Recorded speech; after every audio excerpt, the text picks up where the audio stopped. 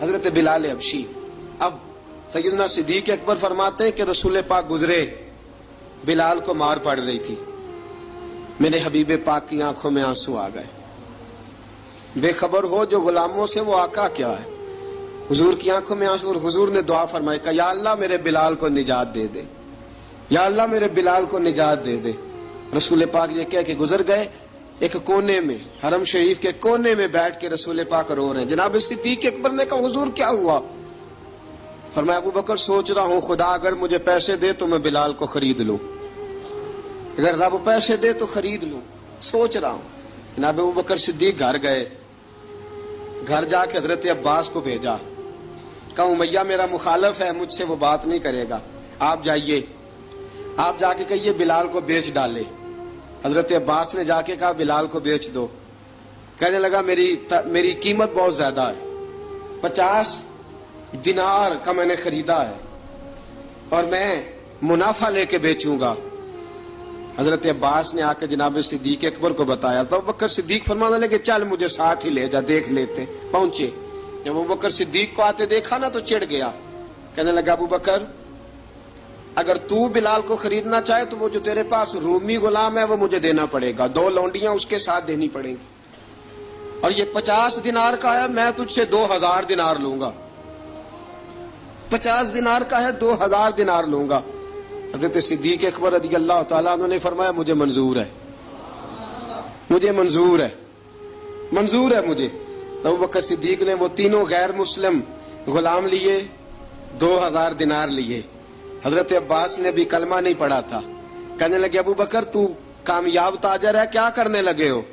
تو حضرت ابو بکر صدیق کہنے لگے آپ نے بھی کلمہ نہیں پڑھا، آپ کو اس سودے کا پتہ نہیں، آپ ابھی اس لذت آشنائی سے واقف نہیں، آپ نے بھی یہ ذائقہ چکھا نہیں، آپ ابھی اس راہ سے گزرے نہیں، آپ کو پتہ نہیں یہ بھی ایک ذائقہ ہے، یہ بھی ایک سودا ہے، یہ بھی ایک لذت ہے، یہ بھی ایک گہرائی ہے، یہ بھی ایک مزہ ہے، اس کا بھی آپ کو علم نہیں، آپ نے کلمہ نہیں نہ پڑھا.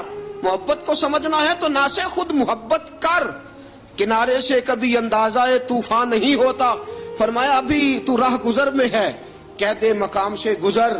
ابھی ذرا آگے چلیں گے نا، جب آپ کلمہ پڑھیں گے تو آپ کو پتہ چلے گا. حضرت سیدنا بلال حبشی کو لینے کے لیے صدیق اکبر پہنچے، 2000 دینار، 3 غلام پڑھے لکھے سیانے سمجھدار. جب دیے نا تو امیہ کھل کھلا کے ہنسا. کہنے لگا ابو بکر بڑے گھاٹے کا سودا کیا تو نے، ابو بکر تو نے بڑے گھاٹے کا سودا کیا ہے. یہ پڑھا لکھا مجھے دے کے جا رہا ہے اور یہ ان پڑھ تو لے کے جا رہا ہے، یہ خوبصورت رومی غلام دے کے جا رہا ہے اور یہ حبشی کالے رنگ کا تو لے کے جا رہا ہے، اور 50 دینار کا غلام 2000 دینار میں تو لے کے جا رہا ہے. اتنے گھاٹے کا سودا، اتنی بڑی نادانی. حضرت جناب سیدنا صدیق اکبر رضی اللہ تعالیٰ کہنے لگے امیہ تو کافر ہے، لیکن تو نے ابھی بھی پیسے تھوڑے مانگے ہیں، تو نے بلال کا رنگ دیکھا ہے، میں نے مصطفیٰ کے عشق کا رنگ دیکھا ہے. فرمایا تو ابھی اس کے رنگ میں الجھا ہوا ہے اور میں جو اس کے باطن کا حسن ہے وہاں تک پہنچ گیا ہوں. حضرت سیدنا بلال حبشی رضی اللہ تعالیٰ عنہ ساتھ کھڑے. جناب ابو بکر صدیق رضی اللہ تعالیٰ عنہ نے ارشاد فرمایا اگر میں یمن کا حکمران ہوتا، یمن کا بادشاہ ہوتا، اور تو مجھے کہتا کہ بلال میں تب دوں گا جب تو مجھے یمن کی حکمرانی دے گا، فرمایا میں تجھے یمن کی حکمرانی بھی دے دیتا لیکن بلال کو ضرور خرید کے لے جاتا. حضرت بلال حبشی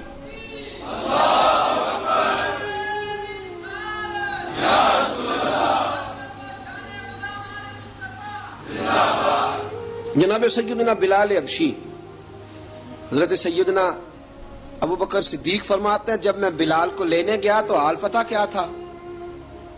ادھر دیکھیے گا. فرماتے ہیں کہ ٹانگیں اوپر کر کے نا جس طرح آدمی رکوع میں بیٹھتا ہے اس طرح کر کے نا ٹانگیں، اور سر پھر زمین کو لگا کے اس طرح سجدے میں آپ جاتے ہیں، لیکن بالکل ٹانگوں کے ساتھ سر رکھ کے. فرماتے ہیں 4 بھاری چکیاں ریت پہ حضرت بلال تھے، ان کے اوپر چکیاں رکھی ہوئی تھی، اور فرماتے ہیں حضرت بلال تھوڑی تھوڑی حرکت کرتے تھے تو وہ چکیاں جسم کے ساتھ لگتی تھی نا، پارٹ ان کے. فرماتے ہیں زخم بن گئے تھے، خون نکلتا تھا. فرماتے ہیں میں نے وہاں سے جا کے حضرت بلال کو نکالا، پیسے دیے، لے کے آیا تو جناب بلال کہنے لگے جلدی جلدی چلو حضور کے پاس. ذرا جلدی جلدی چلو، در مصطفیٰ پہ جلدی کرو. تو جناب سیدنا بلال حبشی رضی اللہ تعالیٰ عنہ کے جواب میں حضرت ابوبکر صدیق کہنے لگے بلال جلدی نہ کر، جب میں آیا تھا تو حضور تیرے لیے آنسو بہا رہے تھے.